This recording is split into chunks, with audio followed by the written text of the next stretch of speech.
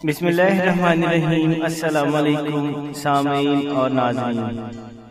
دوستو، آج اس ویڈیو میں ذکر کریں گے کہ اگر خواب میں پیغمبری دیکھے تو اس کی کیا دلیل ہے۔ حضرت دانیال علیہ السلام فرماتے ہیں کہ اگر خواب میں دیکھیں کہ وہ نبیوں میں سے نبی ہوا ہے اور لوگوں کو خدا تعالیٰ اور اس کی توحید کی طرف بلاتا ہے تو دلیل ہے کہ پہلے فلاح اور محنت میں گرفتار ہوگا اور پھر دشمنوں پر فتح پائے گا۔ اور اگر زاہد اور مصلح اپنے آپ کو دیکھے تو بھی یہی دلیل ہے، لیکن اس کی محنت اور بلا دنیا میں کم ہوگی۔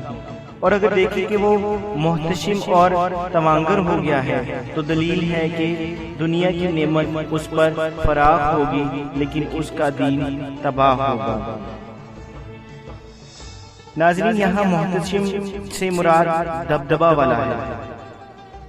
حضرت کرمانی رحمۃ اللہ تعالیٰ علیہ فرماتے ہیں کہ اگر کوئی دیکھے کہ اس کا نام بدل گیا ہے، چنانچہ اس کو نیک نام محمد، محمود، سعد، سعید، صالح اور علی وغیرہ ناموں سے پکارتے ہیں تو دلیل ہے کہ اس کو ذکر خیر اور نیکی سے یاد کریں گے، اور اگر اس کے خلاف دیکھے تو اس کو بدی سے یاد کریں گے۔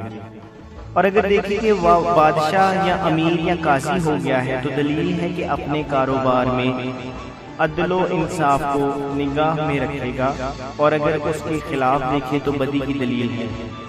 حضرت جابر مغربی رحمۃ اللہ تعالیٰ علیہ فرماتے ہیں کہ اگر دیکھے کہ وہ حال صلاح سے فساد کی طرف بدل گیا ہے تو یہ بدبختی اور بے نصیبی کی دلیل ہے، اور اگر اس کے خلاف دیکھے تو دین و دنیا کی سعادت اور بلندی کی دلیل ہے۔ جزاک اللہ۔